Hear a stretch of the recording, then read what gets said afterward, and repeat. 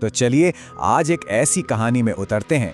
एक ऐसी कहानी जहां एक बहुत ही छोटी सी मामूली सी गलती एक पूरे के पूरे गांव पर मौत का साया बनकर छा जाती है। कहानी का नाम है कब्र से वापसी। कहानी की शुरुआत ही एक अजीब से एहसास के साथ होती है। मानो कालीधार गांव का जो अंधेरा है ना, वो सिर्फ रोशनी के न होने से नहीं है। नहीं, वो एक जिंदा चीज है जो सांस ले रही है। एक ऐसा साया जो हर आहट, हर फुसफुसाहट पर कान लगाए बैठा है। तो कहानी का पहला पड़ाव है एक अनजानी गलती, और यहीं से सारा खेल शुरू होता है। देखते हैं कैसे एक मामूली सी, बहुत ही मामूली सी जरूरत एक ऐसी मुसीबत का दरवाजा खोल देती है जो कभी खत्म ही नहीं होने वाली। तो कहानी के हीरो हैं मुरली, एक नए नवेले पोस्टमास्टर।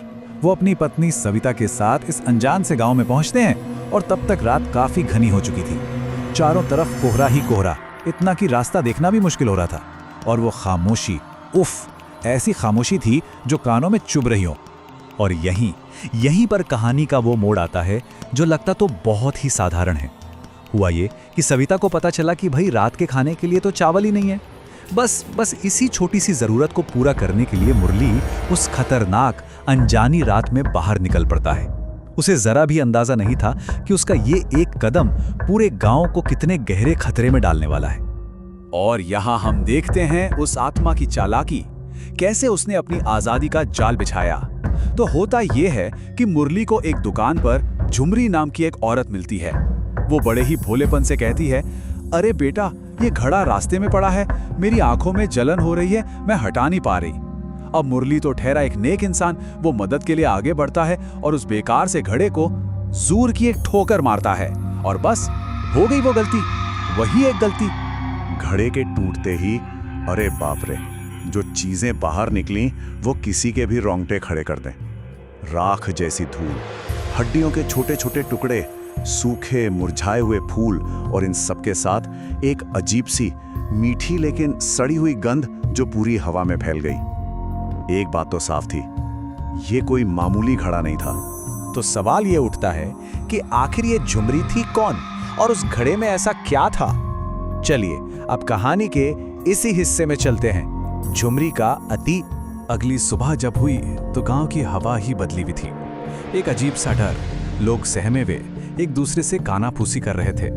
तभी मुरली का एक पड़ोसी उसे पकड़कर चेतावनी देता है। और तब तक ये बात साफ हो चुकी थी कि मुरली की उस एक ठोकर ने बरसों से सोए हुए किसी शैतान को जगा दिया था। तो असलियत क्या थी?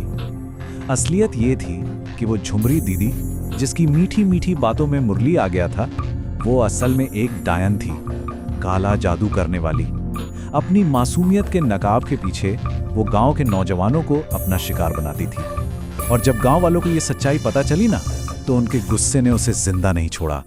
तो हुआ यूं था कि आज से करीब 20 साल पहले गांव के एक बहुत पहुंचे हुए सन्यासी ने उसकी आत्मा को एक मिट्टी के घड़े में कैद कर दिया था।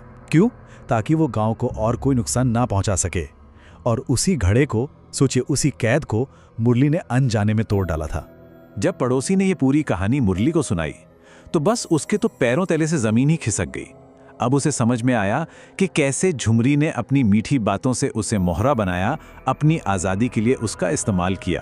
अब पूरे गांव की जान खतरे में थी, और इसकी वजह वो खुद था। तो अब सवाल ये था कि जो गलती हो गई उसे सुधारा कैसे जाए। और यहीं से कहानी का अगला अध्याय शुरू होता है, सन्यासी की योजना।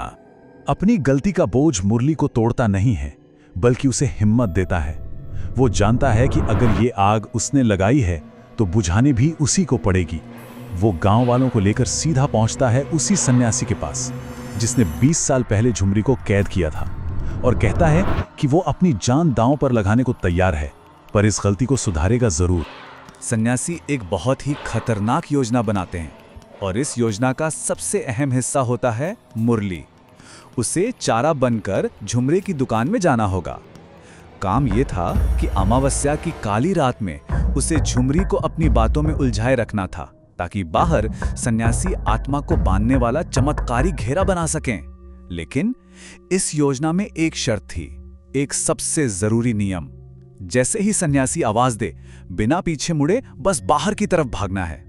और फिर आती है वो रात, अमावस्या की रात। अब वक्त था कहानी के सबसे रोमांचक हिस्से का, जब उस खतरनाक योजना को अंजाम दिया जाना था। मुरली का दिल जोर जोर से धड़क रहा है, पर वो हिम्मत करके दुकान में घुसता है। अंदर झुमरी उसे देखकर वैसी ही मीठी मुस्कान देती है। वो इस बात से बिल्कुल अनजान थी कि ये एक जाल है।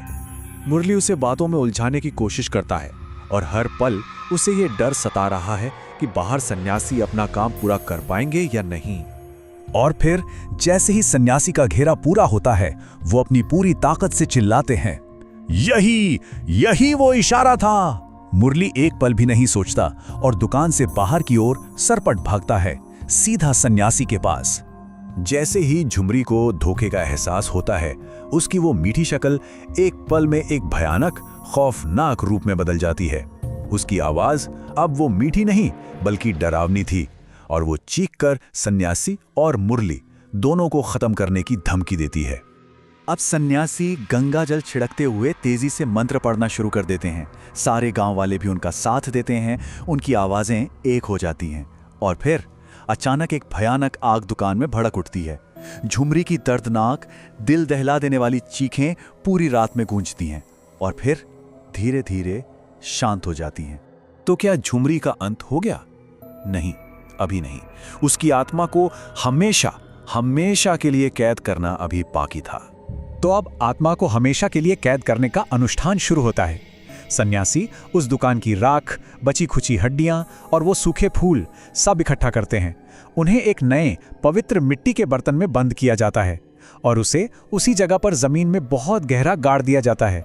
और सबसे आखिर में ठीक उसके ऊपर एक छोटा सा बरगद का पौधा लगा दिया जाता है। और इस योजना की असली खूबी जानते हैं क्या थी? वो थी वो बरगद का पौधा। सन्यासी ने समझाया कि जैसे जैसे बरगद का पेड़ बड़ा होगा ना, इसकी जड़ें जमीन में फैलती जाएंगी और उस आत्मा के लिए एक जिंदा, एक कुदरती पिंजरा बन जाएंगी। एक ऐसा बंधन जिसे तोड़ पाना लगभग नामुमकिन होगा। उस घटना के बाद गांव वालों ने उस जगह के चारों तरफ एक ऊंची दीवार बनवा दी। वो बरगद का पेड़ अब उस गांव के लिए एक ही साथ सुरक्षा का भी प्रतीक था और उस भयानक रात की खौफनाक याद भी। वो जगह हमेशा के लिए शापित मान ली गई। कहानी तो यहाँ खत्म हो जाती है, लेकिन अपने पीछे एक सवाल छोड़ जाती है कि क्या कोई भी बंधन, चाहे वो कितना ही मजबूत क्यों ना बना हो, क्या वो हमेशा के लिए कायम रह सकता है या फिर वक्त के साथ हर कैद टूट ही जाती है?